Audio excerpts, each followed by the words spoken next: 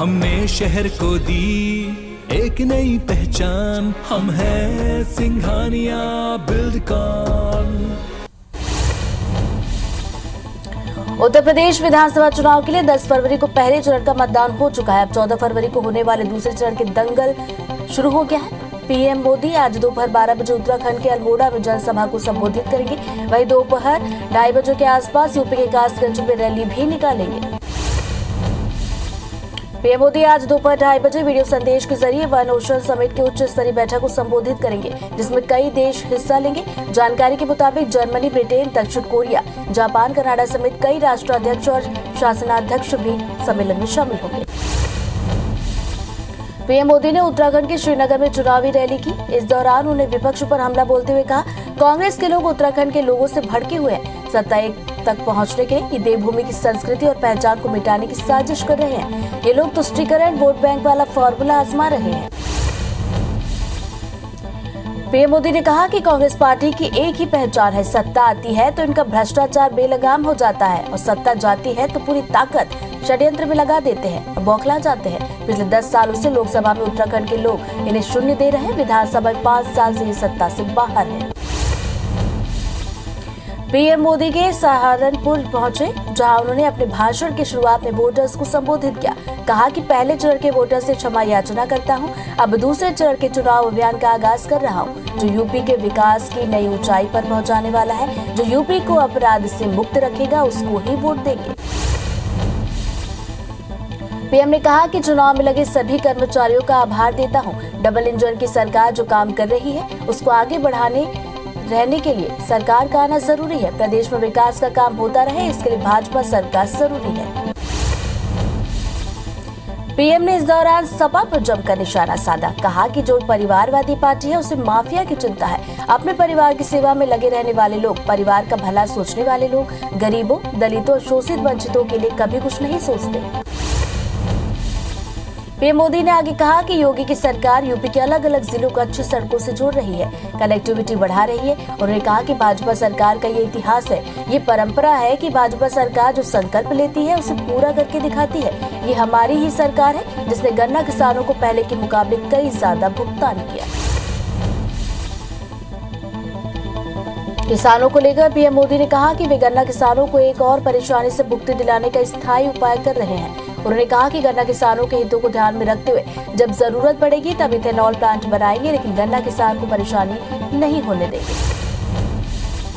कांग्रेस नेता राहुल गांधी ने उत्तराखंड में चुनावी रैली की, जहां उन्होंने पीएम मोदी पर निशाना साधा। कहा कि मैंने चीन के बारे में संसद में बोला, चीन की सेना हिंदुस्तान की धरती के भीतर बैठी है, मगर मोदी इसको लेकर कुछ नहीं कहते। पीएम मोदी ने संसद में लंबा भाषण दिया और पूरे भाषण में कांग्रेस पार्टी के बारे में जिक्र किया। राहुल गांधी ने कहा कि नरेंद्र मोदी कहते हैं कि राहुल गांधी सुनता नहीं है। उस लाइन का मतलब समझे, मैं बताता हूँ। इसका मतलब है कि राहुल गांधी पर ईडी और सीबीआई का दबाव नहीं चलता, ये पीछे नहीं हटता, मैं क्यों उनकी बात सुनूं। यूपी विधानसभा चुनाव में पश्चिम के 11 जिलों की 58 सीटों पर गुरुवार को पहले चरण का मतदान संपन्न हुआ। इसमें मेरठ और आगरा मंडल की प्रमुख सीटें हैं। नोएडा, गाजियाबाद, हापुड़, मेरठ, मुजफ्फरनगर, शामली, बागपत, अलीगढ़, मथुरा, आगरा, बुलंदशहर में वोटिंग हुई। पहले चरण के चुनाव में योगी सरकार के 9 मंत्री की किस्मत ईवीएम मशीन में कैद हुई है। पश्चिम यूपी की 11 जिलों की 58 सीटों पर वोटिंग पूरी हुई। आंकड़ों के मुताबिक इन जिलों में करीब 61% वोटिंग हुई। मुजफ्फरनगर में वोटिंग के प्रति लोगों में अच्छा उत्साह दिखा। यूपी के वोटिंग वाले हर जिले के कम से कम 50% मतदान स्थलों पर लाइव वेबकास्टिंग की व्यवस्था की गई, जिसका पर्यवेक्षण जिला निर्वाचन अधिकारी, मुख्य निर्वाचन अधिकारी और भारत निर्वाचन आयोग तीनों स्तर पर किया गया। वहीं बड़ी संख्या में सैनिक बलों की तैनाती की गई। वहीं अलीगढ़ की खैर विधानसभा में कुरान गांव के लोग ने चुनाव का बहिष्कार किया। इसके अलावा मथुरा के मांड विधानसभा के नगरा सपेरा गांव में भी ग्रामीणों ने मतदान का बहिष्कार किया। समाजवादी पार्टी के मुखिया अखिलेश यादव ने यूपी के बिजनौर में चुनावी रैली को संबोधित किया। इस दौरान उन्होंने रोजगार के मुद्दे पर जनता को साधने की कोशिश की। अखिलेश ने सपा के चुनावी घोषणा पत्र को वचन पत्र करार दिया और कहा कि हमें पता है कि पॉलिसी कैसे बनानी है। बिजनौर में रैली के दौरान सपा प्रमुख अखिलेश यादव ने ईवीएम मशीन में खराबी को लेकर कहा, आज सुबह से बहुत जगहों से सूचना मिल रही थी कि ईवीएम खराब है। ईवीएम पर कई घंटे वोट नहीं डाल पाए। चुनाव आयोग को तैयारी करनी चाहिए थी कि चुनाव निष्पक्ष हो ताकि इस प्रकार की रुकावट न आए। अखिलेश यादव ने बीजेपी पर पलटवार करते हुए कहा, जिनके पास परिवार नहीं होता वे किसी का दर्द नहीं समझ सकते। बीजेपी को अपने पिछले घोषणा पत्र के लिए 2 मिनट का मौन रखना चाहिए। उन्होंने कहा कि बीजेपी 5 साल पहले किए गए वादों को पूरा करने में फेल साबित हुई। यूपी में पहले चरण के चुनाव के बाद डिप्टी सीएम केशव प्रसाद मौर्य काफी आश्वस्त दिखे। उन्होंने पहले चरण के 58 सीटों में से 54 सीटें जीतने का दावा किया। बता दें कि 2017 के यूपी चुनाव में भाजपा को पहले चरण के 58 में से 53 सीटों पर जबरदस्त जीत हासिल हुई थी। बसपा से अमनमणि त्रिपाठी को टिकट दिए जाने से पार्टी के कार्यकर्ता नाराज है। गुरुवार को मधुमिता शुक्ला की बहन निधि शुक्ला और अमनमणि त्रिपाठी के दिवंगत पति सारा सिंह की मां बीएसपी कार्यालय पर धरना देने पहुंची, जो अमनमणि त्रिपाठी का टिकट रद्द करने की मांग कर रही थी।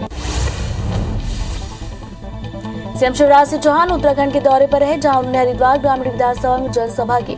इससे पहले सीएम ने द्वारहाट में प्रचार किया। बता दें कि सीएम शिवराज सिंह चौहान पहले भी उत्तराखंड दौरे में 4 चुनावी जनसभा और 2 डोर टू डोर जनसंपर्क अभियान में शामिल हो चुके। सीएम शिवराज सिंह चौहान ने जनसभा को संबोधित करते हुए कहा कि कांग्रेस में कॉमेडी विद राहुल चल रहा है। नेहरू जी ने विभाजन कर 2 भारत बनाए थे, अब कोई भारत पर आंख उठाकर नहीं देख सकता। पीएम मोदी के नेतृत्व में शक्तिशाली भारत का निर्माण हुआ। पूर्व WWE चैंपियन द ग्रेट खली बीजेपी में शामिल हुए। दिल्ली में केंद्रीय मंत्री जितेंद्र सिंह और भाजपा सांसद सुनीता दुग्गल ने उन्हें पार्टी की सदस्यता दिलाई। भाजपा में शामिल होने के बाद पहलवान द ग्रेट खली ने कहा कि बीजेपी की नीति भारत को आगे बढ़ाने की है। इससे प्रभावित होकर मैं पार्टी में शामिल हुआ हूं। भाजपा जहां भी मेरी ड्यूटी लगाएगी मैं कोशिश करूंगा कि खरा उतरूं। लखीमपुर खीरी हिंसा मामले के मुख्य आरोपी और केंद्रीय मंत्री अजय मिश्रा टेनी के बेटे आशीष को जमानत मिली है। यूपी हाईकोर्ट की लखनऊ बेंच ने आशीष को जमानत दी। आशीष पर किसानों को जेब से कुचलने का आरोप है, जिसे 9 अक्टूबर को गिरफ्तार किया गया था। आशीष मिश्रा को जमानत मिलने पर आरएलडी नेता जयंत चौधरी ने तंज कसा। जयंत चौधरी ने कहा कि क्या व्यवस्था है, 4 किसानों को रौंदा, 4 महीनों में जमानत। आम आदमी को इतनी जल्दी जमानत कभी नहीं मिलती।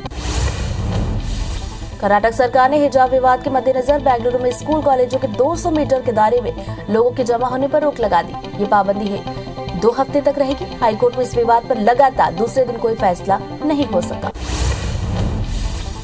हिजाब विवाद पर कर्नाटक हाईकोर्ट ने अगली सुनवाई तक धार्मिक पोशाक पहनने पर रोक लगा दी है। मामले की सुनवाई करते हुए कोर्ट ने कहा कि जब तक इस मामले में अदालत कोई फैसला नहीं सुनाता तब तक छात्र हिजाब पहनने की जिद न करें। इस विवाद में सुप्रीम कोर्ट ने फिलहाल दखल देने से इनकार किया। कांग्रेस नेता और वकील कपिल सिब्बल ने इस मामले में सुप्रीम कोर्ट में याचिका दायर की है। कोर्ट ने इस मामले में कर्नाटक हाईकोर्ट का फैसला आने के बाद हस्तक्षेप करने की बात कही।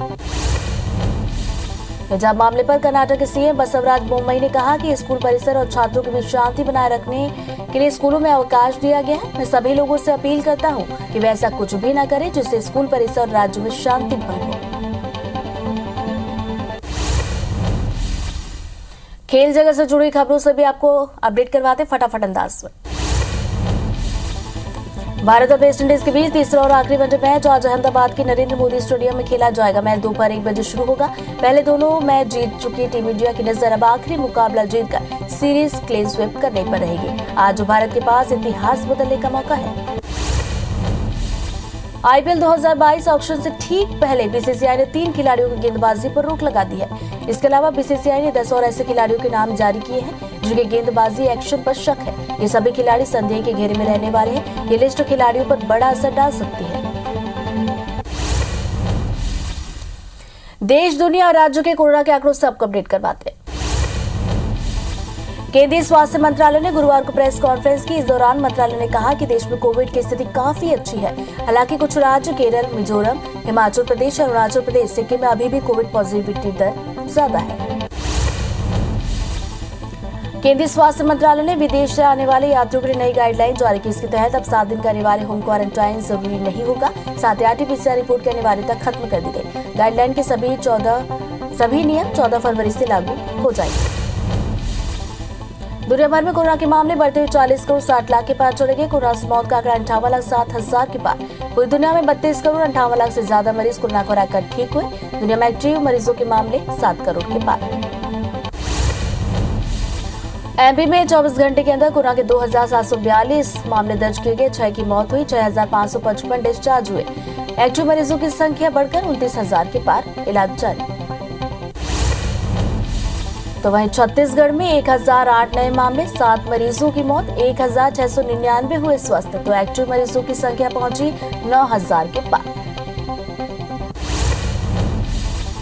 देश में वैक्सीनेशन का आंकड़ा 171 करोड़ 75 लाख के पार, 95 करोड़ 58 लाख से ज्यादा को पहला डोज, 74 करोड़ 59 लाख से ज्यादा को दूसरा डोज, वहीं 1 करोड़ 57 लाख से ज्यादा को लगा बूस्टर डोज। तो वहीं एमपी में 11 करोड़ 18 लाख, तो छत्तीसगढ़ में 3 करोड़ 52 लाख से ज्यादा लोगों को लगा टीका। इंदौर में कोरोना के घटते मरीजों के बीच अब तीसरी लहर में भी पोस्ट कोविड कॉम्प्लिकेशंस दिख रहे हैं। इंदौर में ब्लैक फंगस का पहला मामला आया। खरगोन की 33 साल की महिला ब्लैक फंगस से संक्रमित मिली। महिला का इलाज इंदौर के निजी अस्पताल में जारी है। तो एमपी के सीएम शिवराज सिंह चौहान उत्तराखंड में लगातार चुनाव प्रचार कर रहे हैं। सीएम शिवराज का आज उत्तराखंड के चुनावी दौरे का दूसरा दिन है। सीएम आज बीजेपी प्रत्याशियों के पक्ष में जनसभा को संबोधित करेंगे, साथ ही अलग अलग विधानसभा क्षेत्र में चुनाव प्रचार भी करने वाले हैं। छत्तीसगढ़ कांग्रेस अध्यक्ष मोहन मरकाम आज अंबिकापुर दौरे पर रहेंगे, जहां वे संभागीय सम्मेलन में शामिल होंगे। इसके साथ ही मोहन मरकाम कांग्रेसी कार्यकर्ताओं से मुलाकात करेंगे। इस इलाके के राजनीतिक विषयों पर चर्चा होगी। इस दौरान पीसीसी चीफ कार्यकर्ताओं से फीडबैक भी ले सकते हैं। आज बीजेपी के संस्थापक सदस्य पंडित दीनदयाल उपाध्याय की पुण्यतिथि है। इस मौके पर बीजेपी आज से अब तक के सबसे बड़े टारगेट के साथ समर्पण निधि अभियान की शुरुआत करने जा रही है। इसलिए बीजेपी ने सभी जिलों में प्रभारी भी नियुक्त किए हैं। कांग्रेस में पहली बार प्रदेश अध्यक्ष का चुनाव ब्लॉक और जिला अध्यक्ष मिलकर करेंगे। सदस्यता अभियान खत्म होते ही प्रदेश में संगठन चुनाव की प्रक्रिया शुरू हो जाएगी। इसके लिए हाईकमान ने पीआरओ और एआरओ नियुक्त कर दी है। 31 मार्च तक जो सदस्य बनेंगे वो 307 ब्लॉक अध्यक्ष चुने जाएंगे। छत्तीसगढ़ में अन्य पिछड़ा वर्ग के लिए बड़ी घोषणा करते हुए प्रदेश सरकार ने औद्योगिक क्षेत्र में 10% जमीन रिजर्व किए जाने का आदेश जारी किया। हालांकि ये फैसला भूपेश कैबिनेट की बैठक से पहले ही ले लिया था, लेकिन अब वाणिज्य उद्योग विभाग ने इसकी अधिसूचना जारी की है। राजनांदगांव में शहीद पूर्णानंद साहू की प्रतिमा का अनावरण किया गया। पूर्व सीएम रमन सिंह ने शहीद के माता पिता की मौजूदगी में प्रतिमा का अनावरण किया। सीआरपीएफ ने भी शहीद पूर्णानंद की शहादत को नमन किया। जबलपुर के पाटन में मंत्री गोविंद सिंह ने 8 करोड़ से भी ज्यादा की लागत से बनने वाले नवीन तहसील भवन और एसडीएम कार्यालय का भूमि पूजन किया। गोविंद सिंह ने कहा कि विधायक अजय बिश्नोई द्वारा लंबे समय से की जा रही थी इसकी मांग और इसे पूरा किया गया। अंबिकापुर में पौनी बसारी योजना के क्रियान्वयन में निगम प्रबंधन दिलचस्पी नहीं दिखा रहा। बता दें कि शहर में लाखों रुपए खर्च करके बाजार का निर्माण किया गया है, लेकिन व्यापारी सड़क पर ही अपनी दुकान लगा रहे हैं। सड़कों पर व्यवसाय करने के कारण ट्रैफिक जाम हो रहा है। बिलासपुर के मुख्य निर्वाचन पदाधिकारी अनुपम राजू ने प्रेस कॉन्फ्रेंस की। उन्होंने जानकारी देते हुए बताया कि मतदाताओं को जागरूक करने के लिए चुनाव आयोग जागरूकता अभियान चलाएगा। इसके तहत भारत निर्वाचन आयोग राष्ट्रीय मतदाता जागरूकता प्रतियोगिता आयोजित कर रहा है। बिलासपुर हाईकोर्ट में टीचर्स की पदोन्नति को लेकर सुनवाई हुई। हाईकोर्ट ने प्राथमिक शाला के सहायक शिक्षक और प्रधान पाठक की पदोन्नति कार्रवाई पर आगामी आदेश तक रोक लगा दी। इससे पहले मिडिल स्कूल के हेडमास्टरों के प्रमोशन पर भी हाईकोर्ट ने रोक लगा दी थी। जबलपुर हाईकोर्ट ने एमपीपीएससी 2019 की पूरी भर्ती प्रक्रिया को अपने फैसले के अधीन कर लिया। मामला आरक्षित वर्ग के मेरिटोरियस छात्रों को अनारक्षित वर्ग में न चुने जाने का है, जिसे हाईकोर्ट ने गंभीरता से लेते हुए 8 हफ्तों में जवाब मांगा है। क्राइम से जुड़ी अपडेट देख लेते फास्ट अंदाज में। बस्तर के करणपुर में कोबरा बटालियन 204 के हेडक्वार्टर में शहीद जवानों को श्रद्धांजलि दी गई। बता दें कि पामेड़ थाना क्षेत्र में हुए नक्सलियों के साथ मुठभेड़ में 3 जवान शहीद हुए थे। धमतरी में खड़ी ट्रेलर से एक बाइक टकरा गई। हादसे में बाइक सवार एक युवक की मौके पर मौत, दूसरा युवक घायल। इलाज के लिए जिला अस्पताल में कराया गया भर्ती। बताया जा रहा है कि मृतक डोमा गांव से वापस लौट रहा था, तभी हादसा हुआ। बिलाईगढ़ के बनाहिल गांव के पास एक कार और बाइक में टक्कर हुई। हादसे में बाइक सवार 2 लोग गंभीर रूप से घायल हुए। दोनों घायलों को प्राथमिक इलाज के बाद बिलासपुर अस्पताल रेफर किया गया।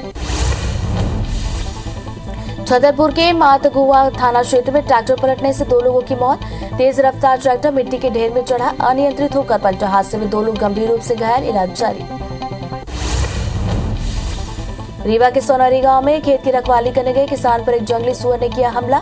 इस दौरान पुत्र अपने पिता की जान बचाने जंगली सुअर से भिड़ा। हमले में घायल पिता की अस्पताल ले जाते समय हुई मौत, बेटे का इलाज जारी। जबलपुर के पाटन से भाजपा विधायक अजय विष्णु ने कटंगी को तहसील बनाने की मांग। मंत्री गोविंद सिंह को ज्ञापन सौंपकर विधायक अजय विष्णु ने कटंगी को तहसील का दर्जा देने की रखी मांग। धमतरी में 11 सूत्री मांगों को लेकर किसान यूनियन कलेक्टर के सामने अनिश्चितकालीन धरने पर बैठे। किसानों की मांग है कि भखारा बाईपास सड़क के नाम पर अधिकृत किए जमीन का मुआवजा दिया जाए, साथ ही अधिक कीमत पर खाद की बिक्री पर भी रोक लगाई जाए। आरंग विकासखंड के भैंसा गांव के राशन दुकानों में सार्वजनिक वितरण प्रणाली मैनुअल से डिजिटल होने के कारण उपभोक्ता परेशान। सरकार ने चोरी और घोटालों से बचने के लिए सभी काम कंप्यूटर से जोड़े, लेकिन दूरस्थ इलाकों में सर्वर नहीं मिल रहा। छत्तीसगढ़ के सरकारी कार्यालयों में लागू 5 डेज वीक की ऑफिस टाइमिंग को लेकर नाराजगी। आदेश जारी होने के बाद कर्मचारी संगठनों ने किया विरोध प्रदर्शन। कर्मचारियों का कहना है सुबह 10 बजे ऑफिस नहीं आ सकते। आरंग विकासखंड के कोसी में भैंसमुड़ी तक बनी सड़क 6 महीने में ही उखड़ने लगी। 6 महीने पहले निर्माण हुई सड़क गुणवत्ताहीन और जर्जर हो गई है। जनप्रतिनिधियों का कहना लगातार विभागीय अधिकारियों से शिकायत के बाद भी सुनवाई नहीं। खरोरा में वार्ड क्रमांक 4 में समस्या निवारण शिविर के दौरान पार्षद प्रतिनिधि और नगर पंचायत के कर्मचारी में आपस में भिड़े। विवाद में हाथापाई हुई, दोनों पक्ष थाने पहुंचे, FIR दर्ज। सीएम के निर्देश के बाद बिलासपुर में रेत के अवैध उत्खनन और परिवहन के साथ अवैध भंडारण पर ताबड़तोड़ कार्रवाई। खनिज राजस्व और पुलिस की संयुक्त टीम ने की कार्रवाई। 1100 ट्रिप अवैध भंडारण किया जब्त। जबलपुर लोकायुक्त ने बेलबाग थाने में पदस्थ सब इंस्पेक्टर राम सहाय सिंह को 25,000 रुपए की रिश्वत लेते पकड़ा। आरोपी ने एक महिला को जालसाजी के प्रकरण में आरोपी न बनाने की एवज में 30,000 रुपए की रिश्वत की मांग की थी। धमतरी पुलिस ने शुष्क इंडिया चिटफंड कंपनी के फरार डायरेक्टर को किया गिरफ्तार। महेंद्र नरवरिया को उज्जैन से किया गिरफ्तार। इस कंपनी में कुल 11 आरोपी, 3 की पहले हो चुकी गिरफ्तारी। इंटरनेशनल की खबरें अपडेट करवाते फास्ट अंदाज में। यूक्रेन के मुद्दे को लेकर रूस और अमेरिका के बीच भी तनाव चरम पर है। इस बीच अमेरिका के राष्ट्रपति जो बाइडेन ने यूक्रेन में रहने वाले अमेरिकियों से तुरंत देश छोड़ने की अपील की। उन्होंने लोगों को सचेत करते हुए कहा, चीजें जल्द ही बिगड़ सकती हैं, कुछ भी हो सकता है। न्यूजीलैंड में वैक्सीन के विरोध में संसद के सामने प्रदर्शन कर रहे लोगों को पुलिस ने बलपूर्वक हटाने की कोशिश। इसके लिए पुलिस 150 अतिरिक्त अफसरों के साथ संसद पहुंची। इस दौरान पुलिस और प्रदर्शनकारियों में हुई झड़प, जिसके बाद 120 प्रदर्शनकारी गिरफ्तार।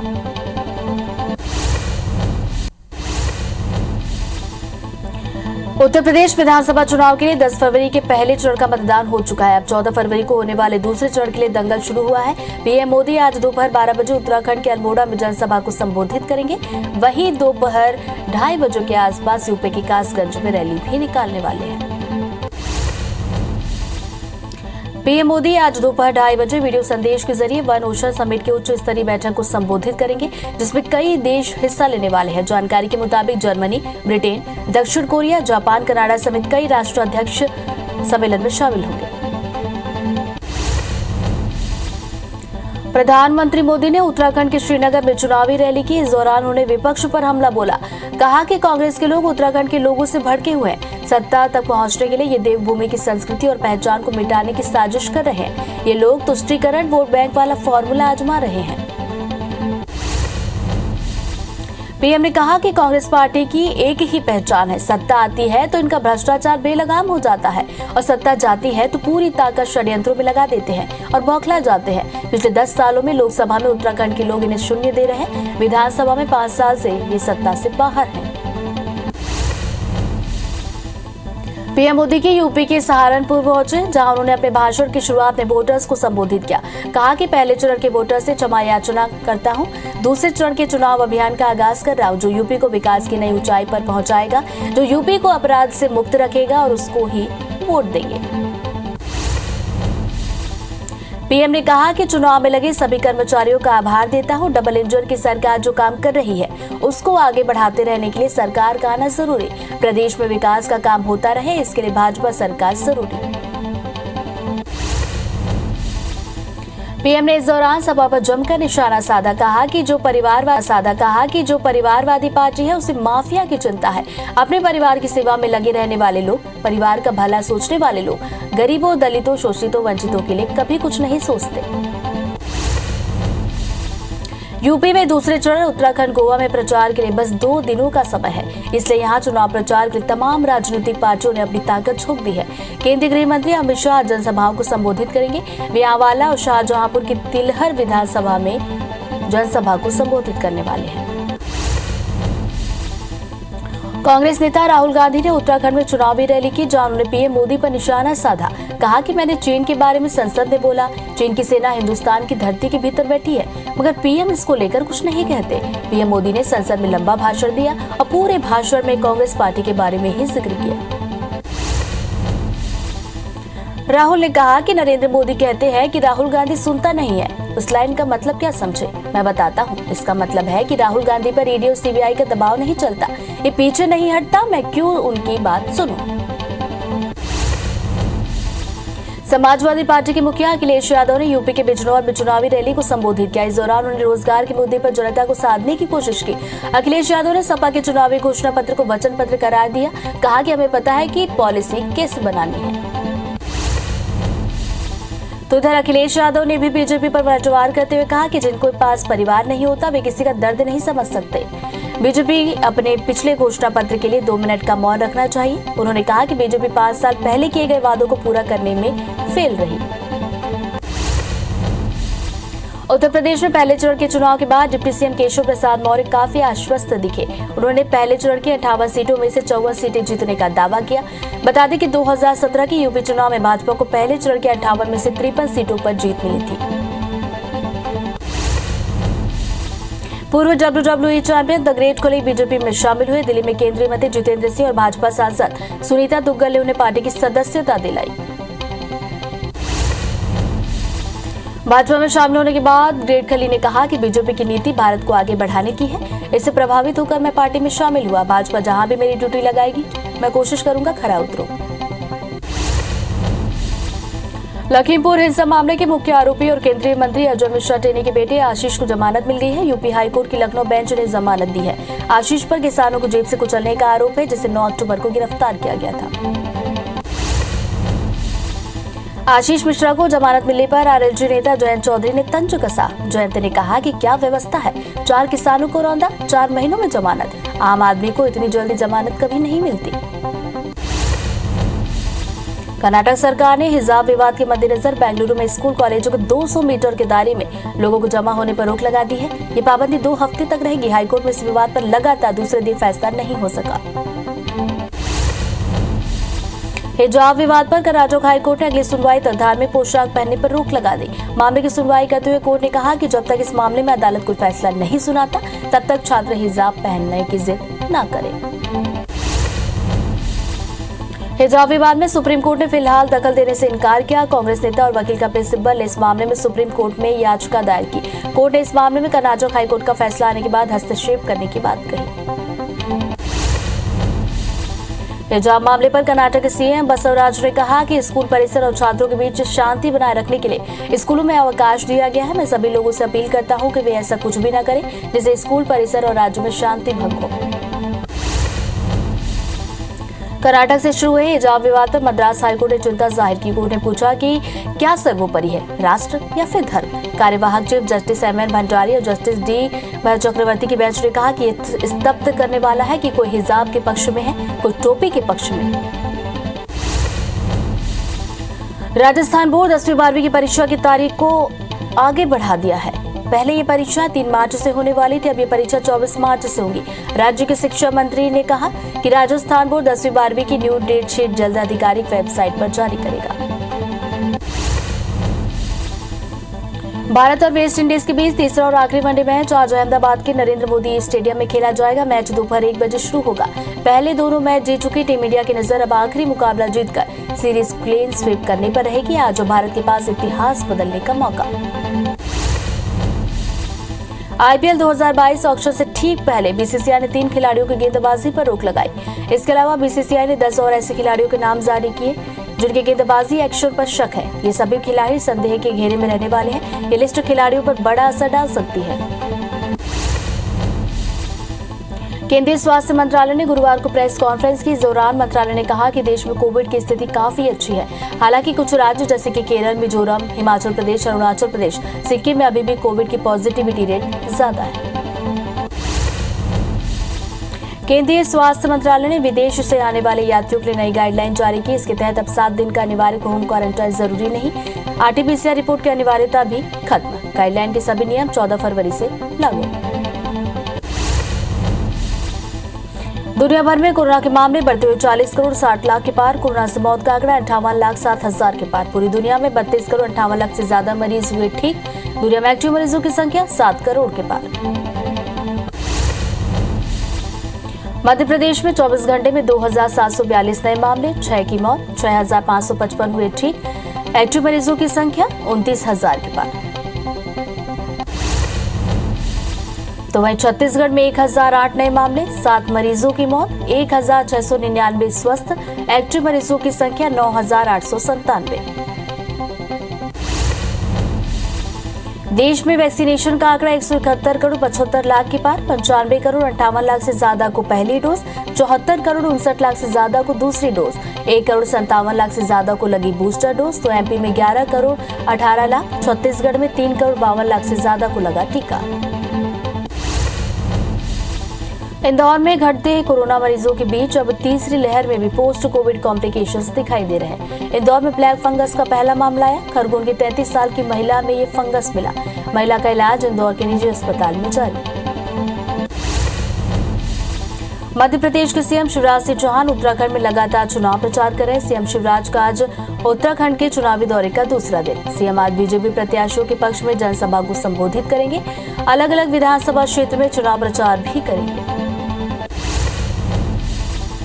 सीएम शिवराज उत्तराखंड के दौरे पर उन्होंने हरिद्वार ग्रामीण विधानसभा में जनसभा की। इससे पहले सीएम ने द्वारहाट में प्रचार किया। सीएम शिवराज पहले भी उत्तराखंड दौरे में 4 चुनावी जनसभा और 2 डोर टू डोर कैंपेनिंग कर चुके हैं। सीएम शिवराज सिंह चौहान ने जनसभा को संबोधित करते हुए कहा, कांग्रेस में कॉमेडी विद राहुल चल रहा है। नेहरू जी ने विभाजन कर 2 भारत बनाए थे। अब कोई भारत पर आंख उठाकर नहीं देख सकता। पीएम मोदी के नेतृत्व में शक्तिशाली भारत का निर्माण हुआ। छत्तीसगढ़ कांग्रेस अध्यक्ष मोहन मरकाम आज अंबिकापुर दौरे पर संभागीय सम्मेलन में शामिल होंगे। मोहन मरकाम कांग्रेसी कार्यकर्ताओं से मुलाकात करेंगे। इलाके के राजनीतिक विषयों पर चर्चा होगी। इस दौरान PCC चीफ कार्यकर्ताओं से फीडबैक ले सकते हैं। बीजेपी के संस्थापक सदस्य पंडित दीनदयाल उपाध्याय की पुण्यतिथि आज। मौके पर बीजेपी आज से अब तक के सबसे बड़े टारगेट के साथ समर्पण निधि अभियान की करेगी शुरुआत। इसके लिए बीजेपी ने सभी जिलों में प्रभारी किए नियुक्त। कांग्रेस में पहली बार प्रदेश अध्यक्ष का चुनाव। ब्लॉक और जिला अध्यक्ष मिलकर करेंगे। सदस्यता अभियान खत्म होते ही प्रदेश में संगठन चुनाव की प्रक्रिया होगी शुरू।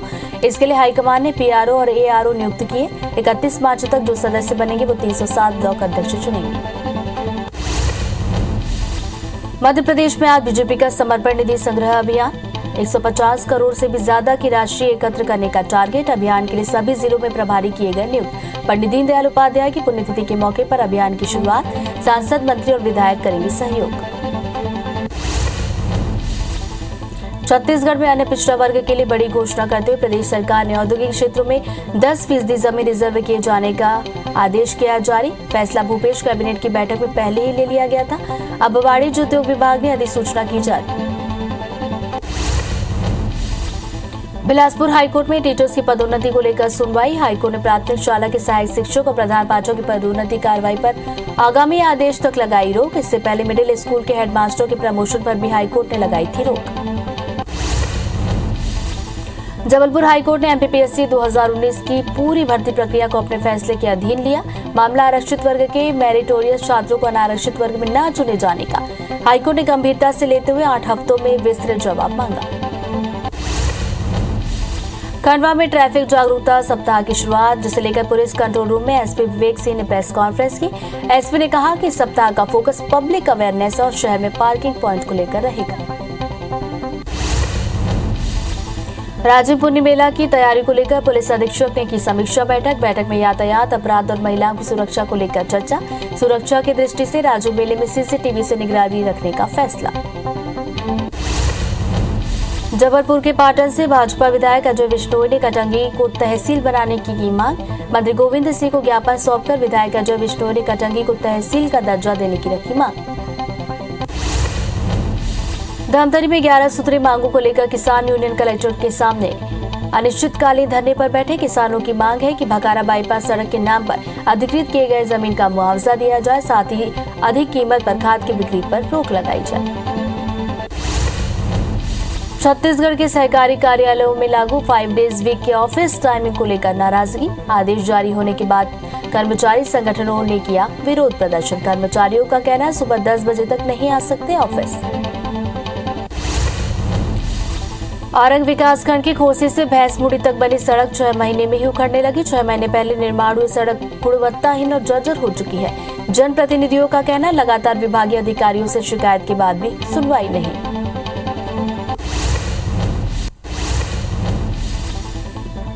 अलीराजपुर के जोबट में गुरुवार देर शाम बाइक सवार बदमाशों ने जमकर उत्पात मचाया। 25 से ज्यादा हथियारबंद बदमाश जोबट बाजार में किसी युवक के साथ मारपीट कर रहे थे। इसी बीच एक व्यापारी ने बीच बचाव की कोशिश की, तभी बदमाशों ने बचाव करने आए शख्स के साथ भी मारपीट शुरू की और व्यापारियों के दुकान में तोड़फोड़ की। घटना का सीसीटीवी फुटेज सामने आया। अलीराजपुर में दुकानों में तोड़फोड़ की घटना के बाद व्यापारियों में नाराजगी है। गुस्साए व्यापारियों ने बाजार बंद कर आरोपियों की गिरफ्तारी के लिए थाने का घेराव किया। व्यापारियों की शिकायत के बाद पुलिस आरोपियों की धरपकड़ के लिए तुरंत रवाना हुई। वहीं खुलेआम शहर में मारपीट और तोड़फोड़ की घटना से पुलिस की कार्यप्रणाली पर सवाल उठे। जबलपुर लोकायुक्त ने बेलबाग थाने में पदस्थ सब इंस्पेक्टर राम सहाय सिंह को 25,000 रुपए की रिश्वत लेते रंगे हाथ पकड़ा। आरोपी ने एक महिला को जालसाजी के प्रकरण में आरोपी न बनाने की एवज में 30,000 रुपए की रिश्वत मांगी थी।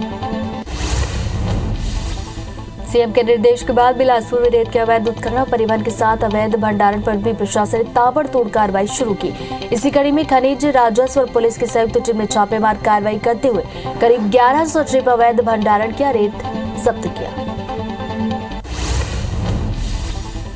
पन्ना में अवैध सागौन तस्करों के ठिकानों पर वन विभाग ने छापेमार कार्रवाई की। वन विभाग ने लाखों रुपए की अवैध सागौन की लकड़ी और मशीनें जब्त की है, साथ ही वन्य जीव के अवशेष भी जब्त किए गए। पिछले 6 माह में ये चौथी बार आरोपियों के ठिकानों पर कार्रवाई की गई है। धमतरी पुलिस ने शुष्क इंडिया चिटफंड कंपनी के फरार डायरेक्टर को गिरफ्तार किया। महेंद्र नरवरिया को उज्जैन से गिरफ्तार किया गया। बता दें कि इस कंपनी में कुल 11 आरोपी हैं, जिसमें से 3 की पहले गिरफ्तारी हो चुकी है। मनेंद्रगढ़ पुलिस ने शराब तस्करी करते 2 युवकों को गिरफ्तार किया। गिरफ्तार आरोपी में एक नाबालिग भी शामिल है। पुलिस ने आरोपियों के कार से 33 पेटी अवैध शराब जब्त की। पकड़ी गई शराब मध्य प्रदेश के सरगुजा से लखनपुर ले जाई जा रही थी। भिलाई के ITI ग्राउंड में हुए हत्या के आरोपियों को पुलिस ने गिरफ्तार कर लिया है। आरोपियों ने मृतक के सिर पर पत्थर पटक कर मौत के घाट उतार दिया। पुलिस के मुताबिक मृतक और आरोपियों में शराब पीने के दौरान किसी बात को लेकर विवाद हुआ था। विवाद में आरोपियों ने मिलकर युवक की हत्या की थी। भिंड जिला अस्पताल के ICU वार्ड में घुसकर सिरफिरे आशिक ने नर्स की गोली मारकर हत्या कर दी। घटना के बाद आरोपी खुद थाना पहुंचकर हथियार के साथ सरेंडर कर दिया। आरोपी जिला अस्पताल में वार्ड बॉय के पद पर पदस्थ है। वहीं मृतिका नर्स मंडला जिले की रहने वाली है। आरोपी नर्स से एक तरफा प्रेम करता था और नर्स से शादी करना चाहता था। खंडवा में लव जिहाद का मामला सामने आया है। 19 साल की युवती को युवक बहला फुसला कर ले गया और धर्म परिवर्तन कराकर दुष्कर्म की वारदात को अंजाम दिया। खिलाफ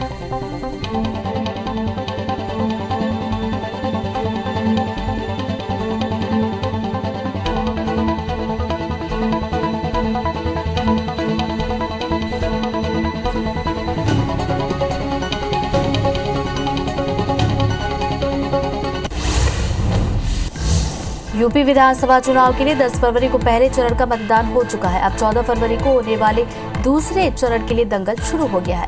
पीएम मोदी आज दोपहर 12 बजे उत्तराखंड के अल्मोड़ा में जनसभा को संबोधित करेंगे। वहीं दोपहर 2:30 बजे के आसपास यूपी के कासगंज में रैली निकालेंगे। पीएम मोदी आज दोपहर 2:30 बजे वीडियो संदेश के जरिए वन ओशन समिट की उच्च स्तरीय बैठक को संबोधित करेंगे, जिसमें कई देश हिस्सा लेंगे। जानकारी के मुताबिक जर्मनी, ब्रिटेन, दक्षिण कोरिया, जापान, कनाडा समेत कई राष्ट्राध्यक्ष सम्मेलन में शामिल होने वाले हैं। कर्नाटक में जारी हिजाब विवाद अब सुप्रीम कोर्ट तक पहुंच गया है। याचिकाकर्ता ने कर्नाटक के स्कूल कॉलेजों में हिजाब पर रोक के हाईकोर्ट के अंतरिम आदेश को सुप्रीम कोर्ट में चुनौती दी है। आदेश को मुस्लिम लड़कियों से भेदभाव बताया है। साथ ही आदेश पर तत्काल रोक की मांग की गई है। भारत और वेस्टइंडीज के बीच तीसरा और आखिरी वनडे मैच आज अहमदाबाद के नरेंद्र मोदी स्टेडियम में खेला जाएगा। मैच दोपहर 1 बजे शुरू होगा। पहले दोनों मैच जीत चुकी टीम इंडिया की नजर अब आखिरी मुकाबला जीतकर सीरीज क्लीन स्वीप करने पर रहेगी। आज भारत के पास इतिहास बदलने का मौका। देश में कोरोना के मामले घट रहे हैं। 24 घंटे के अंदर कोरोना के 58,077 नए मामले दर्ज हुए। इस दौरान 1,50,000 से ज्यादा मरीज ठीक हुए। वहीं 24 घंटे में 657 मरीजों की मौत हुई। अब देश में कोरोना के कुल एक्टिव मरीजों की संख्या 6 लाख के पार चली गई है।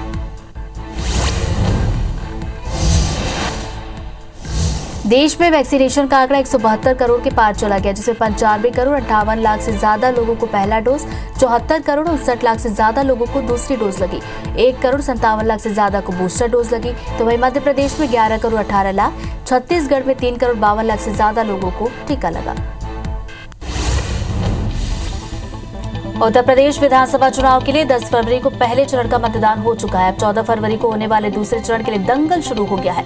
पीएम मोदी आज दोपहर 12 बजे उत्तराखंड के अल्मोड़ा में जनसभा को संबोधित करेंगे। वहीं दोपहर 2:30 बजे यूपी के कासगंज में रैली निकालेंगे।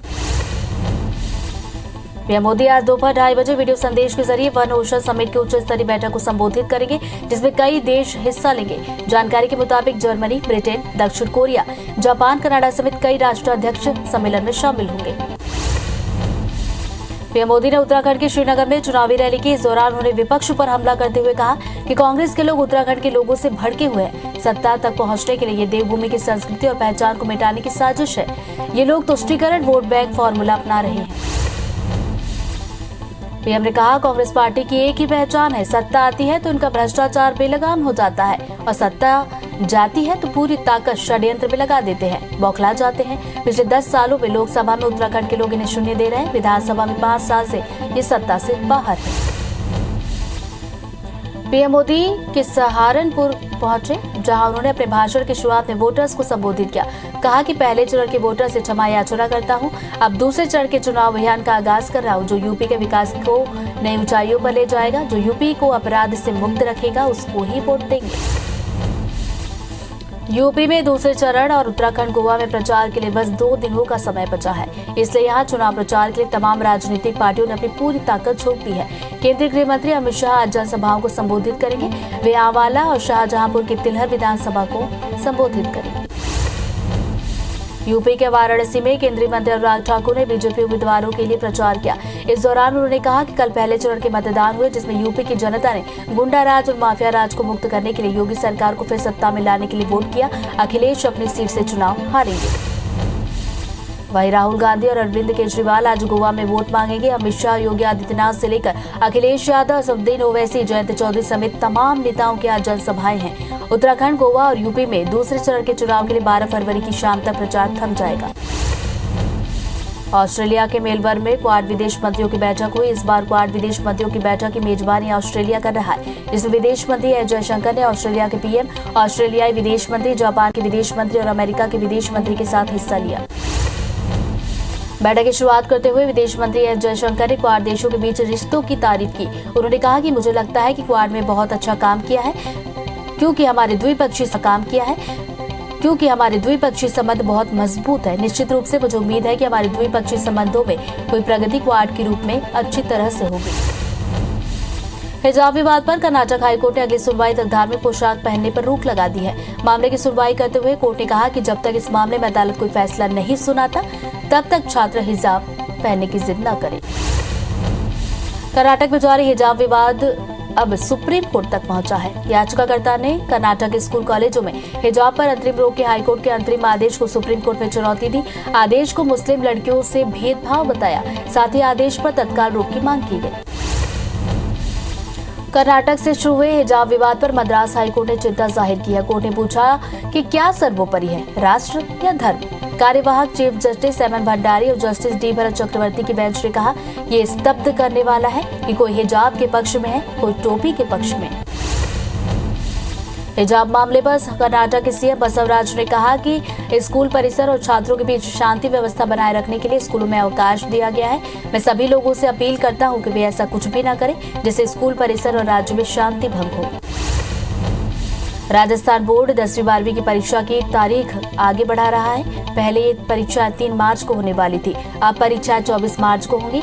राज्य के शिक्षा मंत्री वीडी कल्ला ने कहा कि राजस्थान बोर्ड 10वीं 12वीं की न्यू डेट शीट जल्द आधिकारिक वेबसाइट पर जारी करेगा। 3 दिनों के उछाल के बाद भारतीय शेयर बाजार की तेजी पर ब्रेक लग गया है। हफ्ते के आखिरी कारोबार दिन बाजार गिरावट के साथ खुला। मुंबई स्टॉक एक्सचेंज का सूचकांक सेंसेक्स 478 अंकों की गिरावट के साथ 58,443 और नेशनल स्टॉक एक्सचेंज का निफ्टी 143 अंकों की गिरावट के साथ 17,462 अंकों पर खुला। कल से मुगल गार्डन को आम जनता के लिए खोल दिया जाएगा। राष्ट्रपति भवन ने जानकारी दी है। जनता के लिए इस साल मुगल गार्डन कल से 16 मार्च तक खुला रहेगा। सुबह 10 बजे से शाम 5 बजे तक गार्डन में प्रवेश की अनुमति होगी। मुगल गार्डन में प्रवेश करने से पहले ऑनलाइन बुकिंग करनी होगी।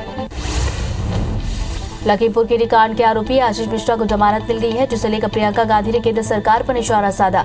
कहा कि प्रधानमंत्री की राष्ट्र के प्रति नैतिक जिम्मेदारी होती है और इस जिम्मेदारी को निभाना उनका धर्म है। ये धर्म हर धर्म से ऊपर है। महाराष्ट्र में मुंबई के जुहू जेवीपीडी इलाके में एक स्कूल बस में अचानक आग लगी। सूचना मिलते ही घटनास्थल पर पहुंची फायर ब्रिगेड की टीम ने आग पर काबू पाया। इस घटना में किसी के हताहत होने की खबर नहीं है। आग कैसे लगी, इसकी जांच मुंबई फायर ब्रिगेड और पुलिस की टीम कर रही है। स्पोर्ट्स से जुड़ी बड़ी खबरों से अपडेट करवाते हैं फास्ट अंदाज में। भारत और वेस्टइंडीज के बीच तीसरा और आखिरी वनडे मैच आज अहमदाबाद के नरेंद्र मोदी स्टेडियम में खेला जाएगा। मैच दोपहर 1 बजे शुरू होगा। पहले दोनों मैच जीत चुकी टीम इंडिया की नजर अब आखिरी मुकाबला जीतकर सीरीज क्लीन स्वीप करने पर होगी। आज भारत के पास इतिहास बदलने का मौका। आईपीएल 2022 ऑक्शन से ठीक पहले बीसीसीआई ने 3 खिलाड़ियों की गेंदबाजी पर रोक लगाई। इसके अलावा बीसीसीआई ने 10 और ऐसे खिलाड़ियों के नाम जारी किए जिनके गेंदबाजी एक्शन पर शक है। ये सभी खिलाड़ी संदेह के घेरे में रहने वाले हैं। ये लिस्ट खिलाड़ियों पर बड़ा असर डाल सकती है। कोरोना से जुड़ी तमाम बड़ी खबरों से अपडेट करवाते फास्ट अंदाज में। दुनिया भर में कोरोना के मामले बढ़ते हुए 40 करोड़ 60 लाख के पार। कोरोना से मौत का आंकड़ा 58,07,000 के पार। पूरी दुनिया में 32 करोड़ 58 लाख से ज्यादा मरीज हुए ठीक। एक्टिव मरीजों की संख्या 7 करोड़ 43 लाख के पार। देश में कोरोना के मामले घट रहे हैं। 24 घंटे के अंदर कोरोना के 58,077 नए मामले, 1,50,000 से ज्यादा मरीज हुए ठीक। 24 घंटे में 657 की मौत। कुल एक्टिव मरीजों की संख्या 6 लाख के पार। तो वहीं मध्य प्रदेश में 2,742 नए मामले, 6 की मौत, 6,555 मरीज हुए ठीक। प्रदेश में एक्टिव मरीजों की संख्या 29,000 के पार, इलाज जारी। तो वहीं छत्तीसगढ़ में 1,008 नए मामले, 7 मरीजों की हुई मौत, 1,699 लोग हुए स्वस्थ। एक्टिव मरीजों की संख्या 9,000 के पार। देश में वैक्सीनेशन का आंकड़ा 172 करोड़ के पार। 95 करोड़ 58 लाख से ज्यादा को पहली डोज, 74 करोड़ 59 लाख से ज्यादा को दूसरी डोज, 1 करोड़ 57 लाख से ज्यादा को लगी बूस्टर डोज। एमपी में 11 करोड़ 18 लाख, छत्तीसगढ़ में 3 करोड़ 52 लाख से ज्यादा लोगों को लगा टीका। तो छत्तीसगढ़ मध्य प्रदेश से जुड़ी अब तक की बड़ी खबरों को से अपडेट करवाते हैं फास्ट अंदाज।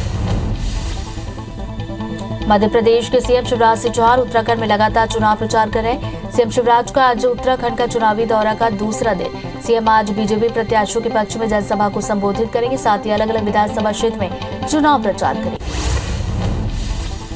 छत्तीसगढ़ कांग्रेस अध्यक्ष मोहन मरकाम आज अंबिकापुर दौरे पर संभागीय सम्मेलन में होंगे शामिल। इसके साथ ही मोहन मरकाम कांग्रेस के कार्यकर्ताओं से मुलाकात करेंगे। इलाके के राजनीतिक विषयों पर करेंगे चर्चा। पीसीसी चीफ कार्यकर्ताओं से फीडबैक भी ले सकते हैं। पहली बार प्रदेश अध्यक्ष का चुनाव ब्लॉक और जिला अध्यक्ष मिलकर करेंगे। सदस्यता अभियान खत्म होते ही प्रदेश में संगठन चुनाव की प्रक्रिया शुरू। इसके लिए हाईकमान ने पीआरओ एआरओ नियुक्त कर दिए हैं। 31 मार्च तक जो सदस्य बनेंगे वो 307 ब्लॉक अध्यक्ष चुनेंगे। मध्य प्रदेश में आज से बीजेपी का समर्पण निधि संग्रह अभियान शुरू। जिसके तहत 150 करोड़ रुपए से ज्यादा की राशि एकत्र करने का टारगेट। अभियान के लिए सभी जिलों में प्रभारी किए गए नियुक्त। पंडित दीनदयाल उपाध्याय की पुण्यतिथि के मौके पर अभियान की हुई शुरुआत। सांसद, मंत्री और विधायक भी करेंगे सहयोग। अन्य पिछड़ा वर्ग के लिए बड़ी घोषणा करते हुए छत्तीसगढ़ सरकार ने औद्योगिक क्षेत्रों में 10% जमीन रिजर्व किए जाने का आदेश किया जारी। फैसला भूपेश कैबिनेट की बैठक में पहले लिया जा चुका था, लेकिन अब वाणिज्य उद्योग विभाग ने इसकी अधिसूचना की जारी। बिलासपुर हाईकोर्ट में टीचर्स की पदोन्नति को लेकर सुनवाई हुई पूरी। हाईकोर्ट ने प्राथमिक शाला के सहायक शिक्षक और प्रधान पाठक की पदोन्नति कार्रवाई पर आगामी आदेश तक लगाई रोक। इससे पहले मिडिल स्कूल के हेडमास्टर के प्रमोशन पर भी हाईकोर्ट ने लगाई थी रोक। जबलपुर हाईकोर्ट ने एमपीपीएससी 2019 की पूरी भर्ती प्रक्रिया को अपने फैसले के लिया अधीन।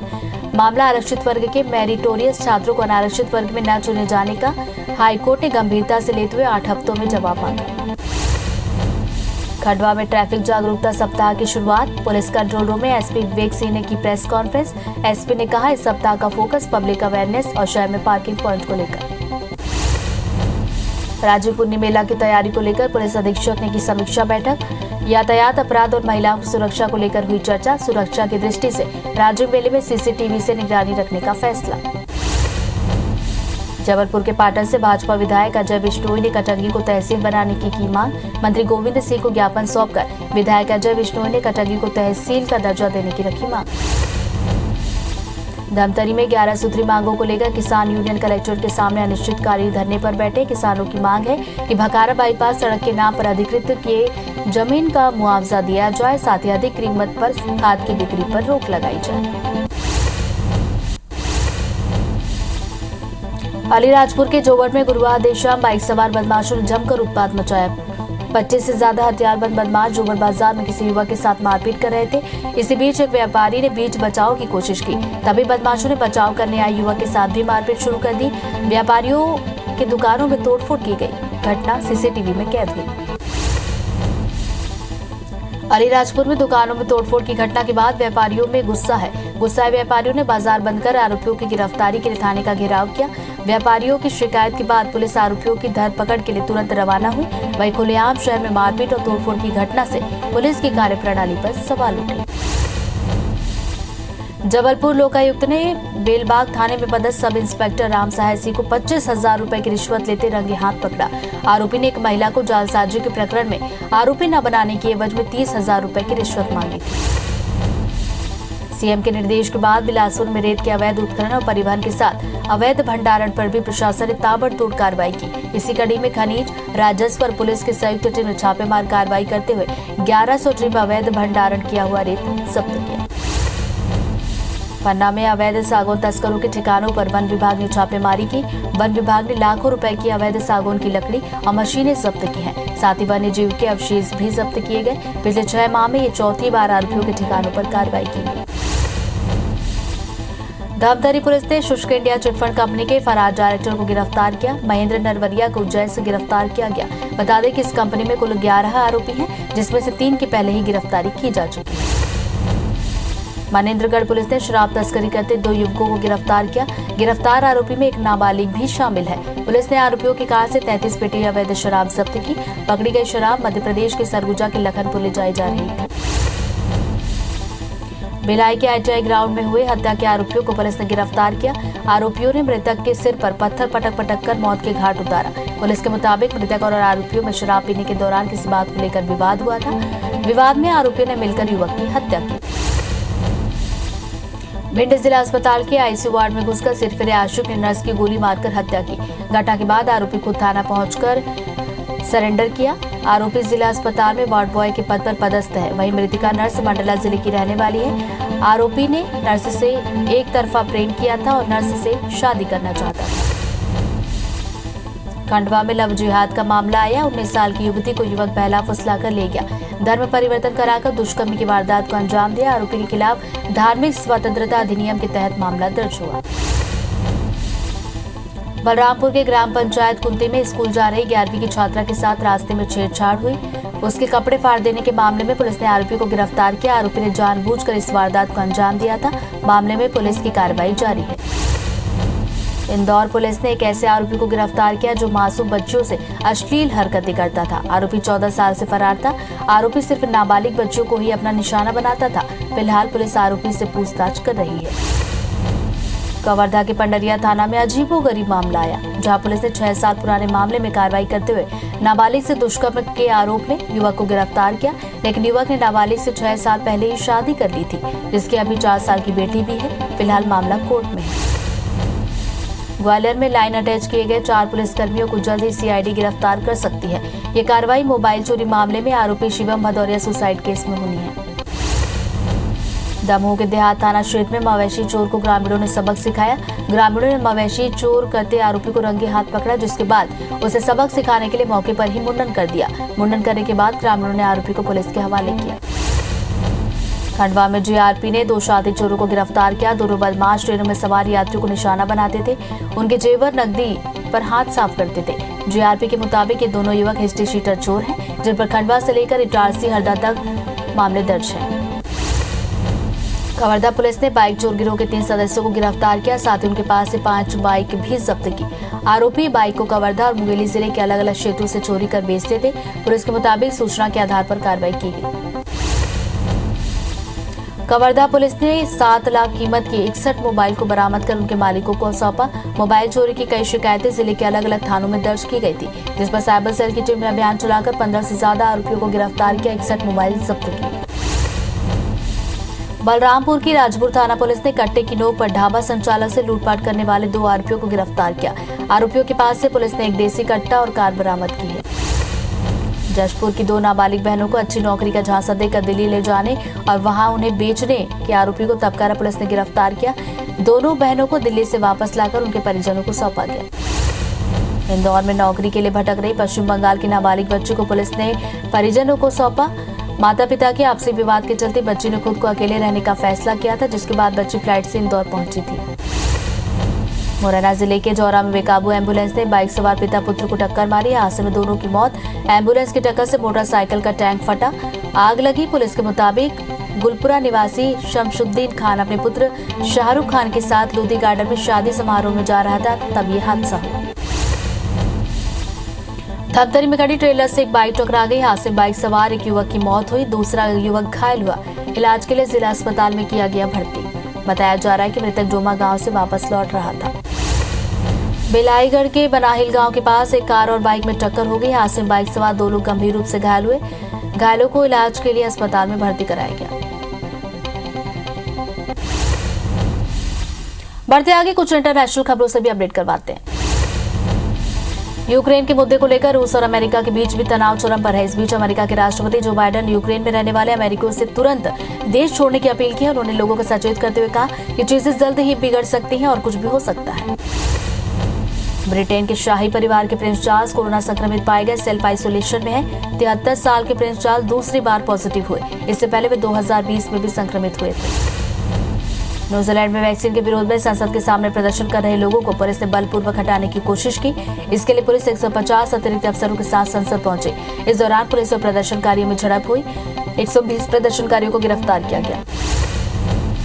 ओमिक्रॉन के तेजी से बढ़ते संक्रमण के बीच जापान ने अमेरिकी वैक्सीन फाइजर को फास्ट ट्रैक अप्रूवल दिया है। कंपनी ने मिड जनवरी में अप्रूवल के लिए अप्लाई किया था, जिसे 1 महीने से कम समय में स्वीकार किया गया।